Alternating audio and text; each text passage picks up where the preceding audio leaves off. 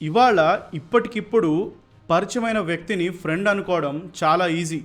కానీ అతను ఒక జెన్యూన్ ఫ్రెండ్ అని ఎలా తెలుస్తుంది? దుర్యోధనుడు ఏం చేసినా సరే పక్కనే ఉండి సపోర్ట్ చేసే కర్ణుడు కాదు అసలైన ఫ్రెండ్. నువ్వు తప్పు చేస్తుంటే, ఆఖరికి తప్పుగా ఆలోచిస్తుంటే కూడా నిన్ను ఆపేవాడే అసలైన స్నేహితుడు. కురుక్షేత్ర యుద్ధానికి ముందు అర్జునుడి పరిస్థితి మీకు తెలిసే ఉంటుంది. తన విల్లు కింద పడేసి, కృష్ణ, నా మనసు భారంగా ఉంది, ఏమీ తోచడం లేదు అని తన మనసులో ఉన్న ఆలోచనలన్నీ, ఏది మంచో నువ్వే చెప్పు, నేను నీ శిష్యుణ్ణి అని అంటూ సరెండర్ అయిపోయాడు. అప్పుడు కృష్ణుడు భగవద్గీతతో అతని డౌట్స్ అన్నీ క్లియర్ చేస్తే వినడం మొదలుపెట్టాడు.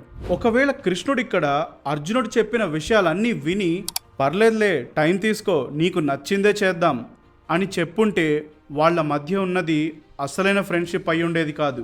ఇది వినడానికి కాస్త హార్ష్గా ఉండొచ్చు, కానీ నిజమైన ఫ్రెండ్షిప్ అంటే అలాగే ఉంటుంది.